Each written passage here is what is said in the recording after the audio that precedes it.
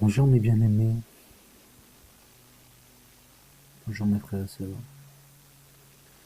C'est avec tristesse et douleur que je viens auprès de vous.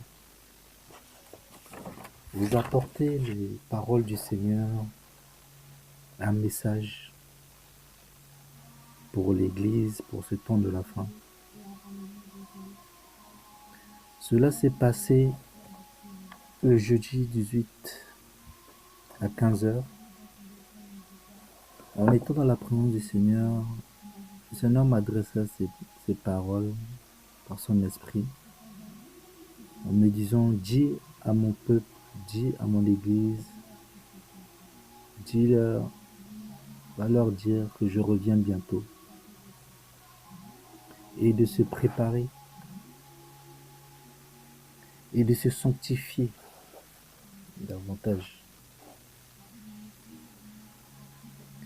et de régler ce qui doit être réglé dans nos vies, d'annoncer la parole en tout temps, en tout lieu.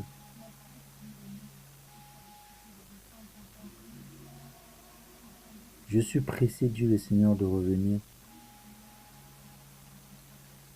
Que cherchez-vous d'autre comme signe? Toutes les signes sont là. Que voulez-vous d'autre comme signe?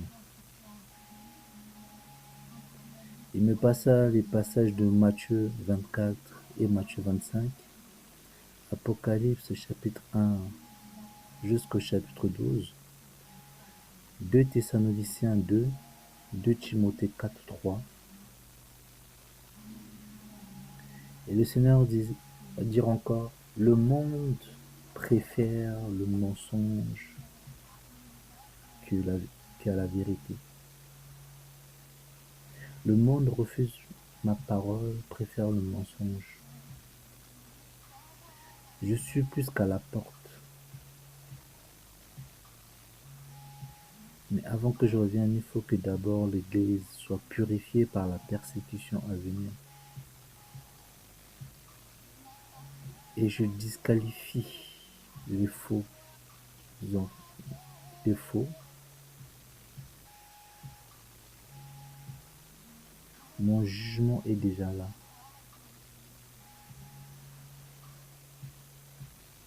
Il y aura des morts chez les chrétiens. Les chrétiens qui se disent chrétiens, qui ne veulent pas se sanctifier, qui ne veulent pas mettre leur vie en règle devant le Seigneur et qui ne veulent pas obéir. Dieu fait grâce aux humbles et résiste aux orgueilleux. Le Seigneur va insister encore sur dans ces derniers temps de la fin, ils vont envoyer l'esprit de folie et l'esprit d'égarement. Le Seigneur dit, je veux restaurer mon Église, je veux restaurer mon nom et la crainte. Je ne suis pas un jeu pour votre copain ou enfant pour que vous utilisiez mon nom en vain. Exode 27. Je suis le même Dieu qui a sorti Israël de la captivité de l'Égypte. Et je suis le même Dieu qui les a châtiés dans le désert pour qu'il y ait la crainte. Je suis un Dieu jaloux qui ne partage pas sa gloire et ses enfants. Je mets deux chemins devant toi, la vie ou la mort. Choisis la vie car je veux que tu sois avec moi. Je veux que tu vives. Répentez-vous, répentez-vous, dit le Seigneur. Beaucoup ne rentreront pas dans cet état dans mon repos. Il y a beaucoup de faux enfants qui ont l'image de la piété, mais au-dedans, ce sont des loups, des fornicateurs, et se sont mariés que pour le sexe, des menteurs, voleurs, hypocrites, arrogants. Dieu le Seigneur. Mais pour ceux qui persévéreront, la récompense est grande. Je suis avec ceux qui me craignent, qui gardent ma parole, qui la vivent et qui m'obéissent, et qui renoncent à leur vie pour moi. Le Seigneur va encore insister.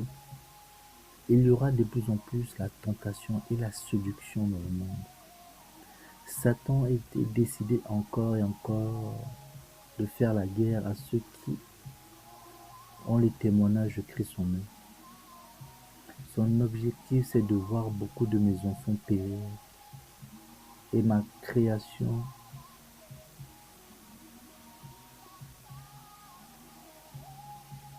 il sait que son sort est déjà accompli. Revêtez-vous de toutes les armes, Éphésiens 6:11. Satan a lâché toute son armée pour vous faire la guerre et pour séduire le monde. Il y aura des miracles mensongers.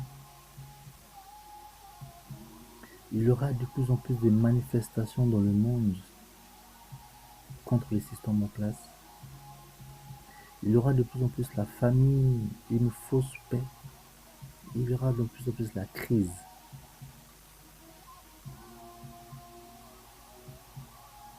Afin de pousser les gens à aller consulter les voyants, les sorciers, les marabouts. Satan veut pousser les gens à l'adorer de divers moyens. Les lois vont être encore votées contre ma parole. L'homme impie est déjà là avec son système.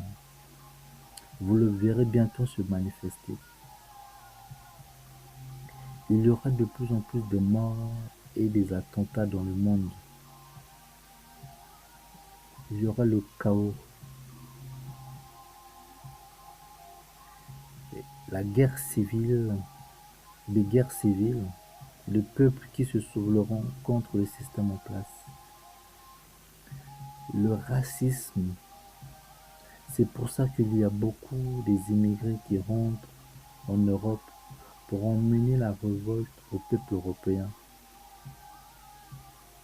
Ils savent ce qu'ils font. Quand vous voyez tous ces hommes et femmes, enfants qui rentrent en bateau, ne voyez pas cela physiquement, ne voyez cela spirituellement. Tout cela est fait pour animer la colère au sein des gens et à pousser les gens au racisme. Tout est fait pour apporter le chaos. Voici les paroles du Seigneur. Il dira que quand vous entendrez paix et sûreté, alors viendra la désolation. Mes bien-aimés,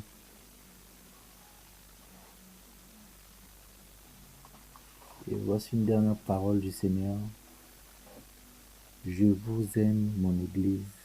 Je vous aime, mes enfants. Je vous aime. Et bien-aimés, mes frères et sœurs, je vous exhorte à vraiment à nous examiner chaque jour. Si tu sais que tu es dans de telles situations où tu ne veux pas abandonner ton péché, je veux te le dire par amour. Si tu restes dans cet état, c'est l'enfer qui t'attend. Et réglons nos vies tout de suite, afin que le Seigneur vienne chercher une église sans tache, ni ride, ni rien de semblable, une église pure. Dieu résiste aux orgueilleux et fait grâce aux humbles. Je t'en prie, je vous en prie, sanctifions-nous davantage. Abandonnons-nous pleinement au Seigneur, obéissons au Seigneur, s'il vous plaît.